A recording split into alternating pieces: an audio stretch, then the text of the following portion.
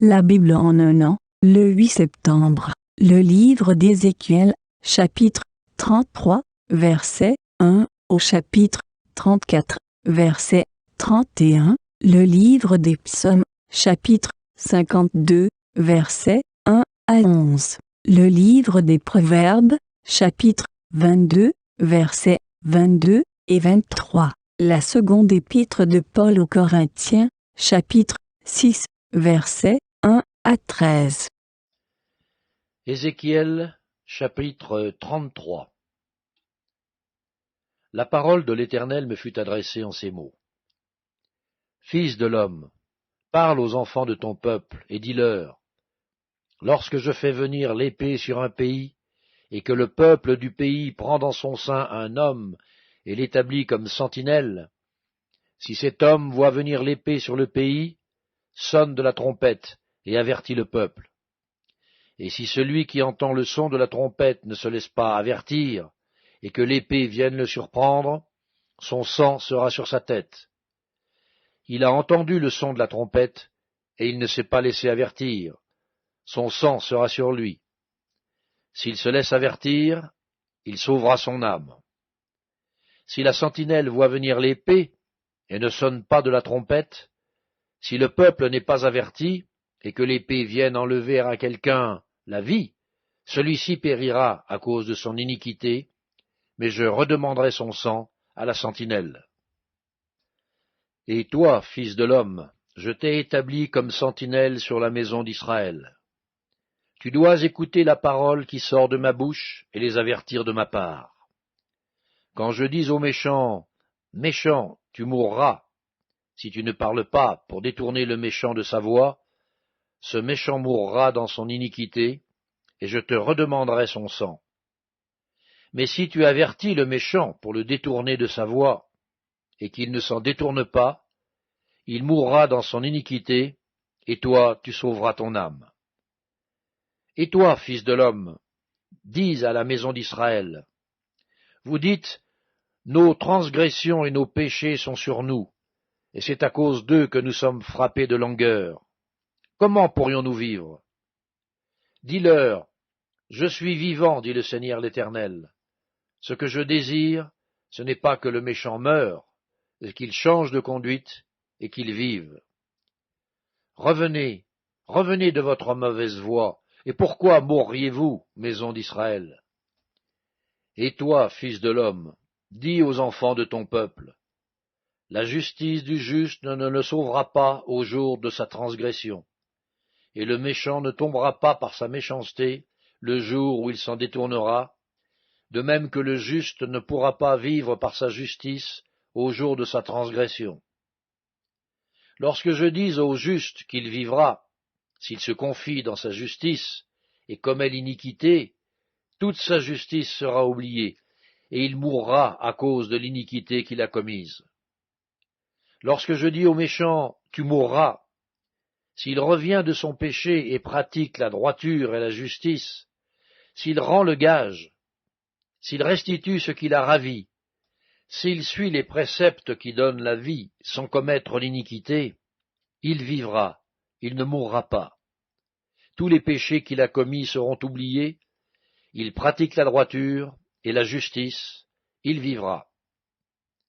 Les enfants de ton peuple disent, la voie du Seigneur n'est pas droite. C'est leur voie qui n'est pas droite. Si le juste se détourne de sa justice et commet l'iniquité, il mourra à cause de cela. Si le méchant revient de sa méchanceté et pratique la droiture et la justice, il vivra à cause de cela. Vous dites, la voie du Seigneur n'est pas droite. Je vous jugerai, chacun selon ses voies, maison d'Israël. La 12e année, le 5e jour du 10e mois de notre captivité, un homme qui s'était échappé de Jérusalem vint à moi et dit, la ville a été prise. La main de l'Éternel avait été sur moi le soir avant l'arrivée du fugitif, et l'Éternel m'avait ouvert la bouche lorsqu'il vint auprès de moi le matin.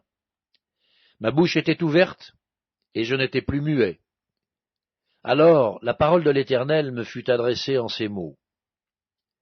Fils de l'homme, Ceux qui habitent ces ruines dans le pays d'Israël disent, Abraham était seul, et il a hérité le pays. À nous, qui sommes nombreux, le pays est donné en possession. C'est pourquoi, dis-leur, ainsi parle le Seigneur l'Éternel. Vous mangez vos aliments avec du sang, vous levez les yeux vers vos idoles, vous répandez le sang, et vous posséderiez le pays. Vous vous appuyez sur votre épée, vous commettez des abominations, chacun de vous déshonore la femme de son prochain, et vous posséderiez le pays. Dis-leur, ainsi parle le Seigneur l'Éternel, je suis vivant, ceux qui sont parmi les ruines tomberont par l'épée, ceux qui sont dans les champs, j'en ferai la pâture des bêtes, et ceux qui sont dans les forts et dans les cavernes mourront par la peste. Je réduirai le pays en solitude et en désert. L'orgueil de sa force prendra fin. Les montagnes d'Israël seront désolées et personne n'y passera. Et ils sauront que je suis l'Éternel, quand je réduirai le pays en solitude et en désert, à cause de toutes les abominations qu'ils ont commises. Et toi, fils de l'homme, les enfants de ton peuple s'entretiennent de toi près des murs et aux portes des maisons, et ils se disent, l'un à l'autre, chacun à son frère, venez donc, et écoutez quelle est la parole qui est procédée de l'Éternel. Et ils se rendent en foule auprès de toi, et mon peuple s'assied devant toi. Ils écoutent tes paroles, mais ils ne les mettent point en pratique, car leur bouche en fait sujet de moquerie, et leur cœur se livre à la cupidité.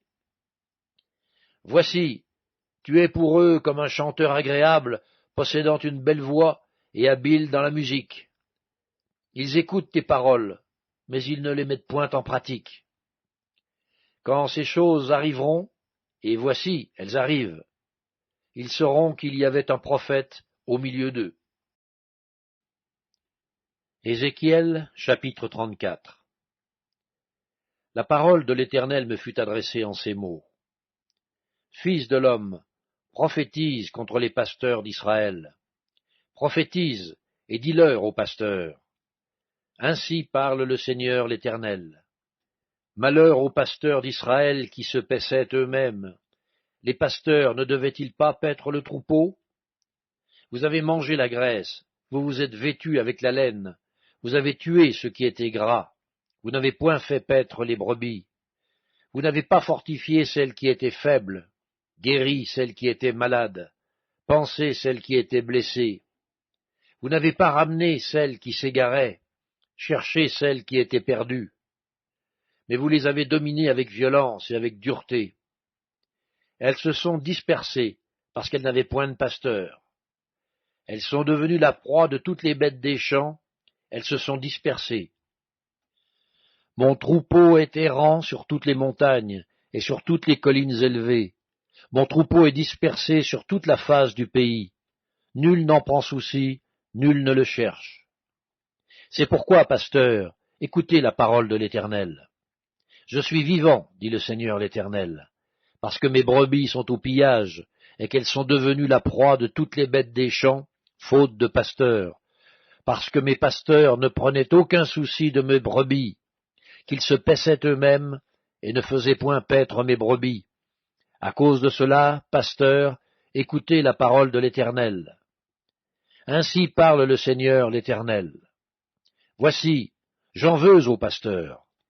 Je reprendrai mes brebis d'entre leurs mains, je ne les laisserai plus paître mes brebis, et ils ne se paîtront plus eux-mêmes. Je délivrerai mes brebis de leur bouche, et elles ne seront plus pour eux une proie. Car ainsi parle le Seigneur l'Éternel. Voici, j'aurai soin moi-même de mes brebis, et j'en ferai la revue. Comme un pasteur inspecte son troupeau quand il est au milieu de ses brebis éparses, ainsi je ferai la revue de mes brebis, et je les recueillerai de tous les lieux où elles ont été dispersées, au jour des nuages et de l'obscurité. Je les retirerai d'entre les peuples, je les rassemblerai dans diverses contrées, et je les ramènerai dans leur pays. Je les ferai paître sur les montagnes d'Israël, le long des ruisseaux, et dans tous les lieux habités du pays. Je les ferai paître dans un bon pâturage, et leur demeure sera sur les montagnes élevées d'Israël. Là, elles reposeront dans un agréable asile, et elles auront de gras pâturages sur les montagnes d'Israël. C'est moi qui ferai paître mes brebis, c'est moi qui les ferai reposer, dit le Seigneur, l'Éternel. Je chercherai celle qui était perdue, je ramènerai celle qui était égarée, je panserai celle qui est blessée, et je fortifierai celle qui est malade. Mais je détruirai celles qui sont grasses et vigoureuses, je veux les paître avec justice. Et vous, mes brebis, ainsi parle le Seigneur l'Éternel. Voici, je jugerai entre brebis et brebis, entre béliers et boucs. Est-ce trop peu pour vous de paître dans le bon pâturage, pour que vous fouliez de vos pieds le reste de votre pâturage, de boire une eau limpide, pour que vous troubliez le reste avec vos pieds? Et mes brebis doivent paître ce que vos pieds ont foulé, et boire ce que vos pieds ont troublé. C'est pourquoi ainsi leur parle le Seigneur l'Éternel. Voici, je jugerai entre la brebis grasse et la brebis maigre, parce que vous avez heurté avec le côté et avec l'épaule, et frappé de vos cornes toutes les brebis faibles, jusqu'à ce que vous les ayez chassées, je porterai secours à mes brebis, afin qu'elles ne soient plus au pillage, et je jugerai entre brebis et brebis. J'établirai sur elles un seul pasteur qui les fera paître, mon serviteur David. Il les fera paître, il sera leur pasteur. Moi, l'Éternel, je serai leur Dieu, et mon serviteur David sera prince au milieu d'elles. Moi, l'Éternel, j'ai parlé. Je traiterai avec elles une alliance de paix, et je ferai disparaître du pays les animaux sauvages. Elles habiteront en sécurité dans le désert, et dormiront au milieu des forêts. Je ferai d'elles et des environs de ma colline un sujet de bénédiction. J'enverrai la pluie en son temps, et ce sera une pluie de bénédiction. L'arbre des champs donnera son fruit, et la terre donnera ses productions. Elles seront en sécurité dans leur pays, et elles sauront que je suis l'Éternel quand je briserai les liens de leurs joues, et que je les délivrerai de la main de ceux qui les asservissent.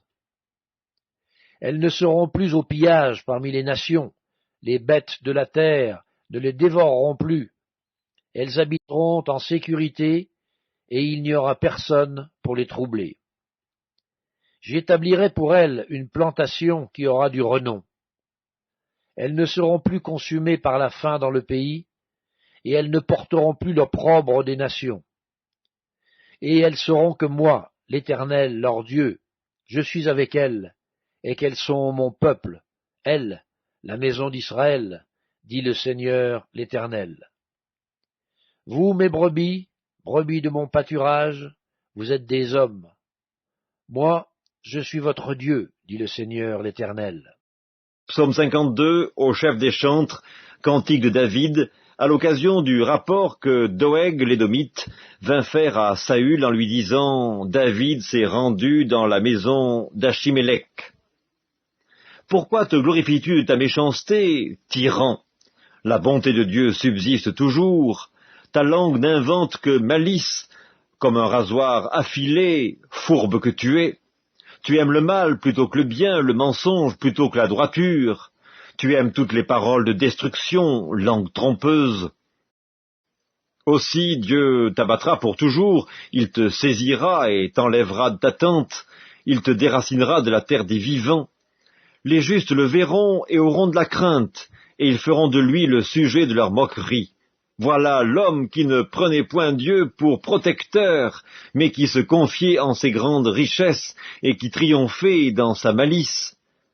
Et moi, je suis dans la maison de Dieu comme un olivier verdoyant, je me confie dans la bonté de Dieu éternellement et à jamais. Je te louerai toujours parce que tu as agi, et je veux espérer en ton nom parce qu'il est favorable en présence de tes fidèles. Livre des Proverbes, chapitre 22. Ne dépouille pas le pauvre, parce qu'il est pauvre, et n'opprime pas le malheureux à la porte. car l'Éternel défendra leur cause, et il ôtera la vie à ceux qui les auront dépouillés. Seconde épître de Paul aux Corinthiens, chapitre 6. Puisque nous travaillons avec Dieu, nous vous exhortons à ne pas recevoir la grâce de Dieu en vain. Car il est dit, « Au temps favorable, je t'ai exaucé. Au jour du salut, je t'ai secouru. Voici maintenant le temps favorable. Voici maintenant le jour du salut. » Nous ne donnons aucun sujet de scandale en quoi que ce soit, afin que le ministère ne soit pas un objet de blâme. Mais nous nous rendons à tous égards recommandables, comme serviteurs de Dieu, par beaucoup de patience, dans les tribulations, dans les calamités, dans les détresses, sous les coups, dans les prisons, dans les troubles, dans les travaux, dans les veilles, dans les jeûnes, par la pureté, par la connaissance, par la longanimité, par la bonté, par un esprit saint, par une charité sincère, par la parole de vérité, par la puissance de Dieu, par les armes offensives et défensives de la justice.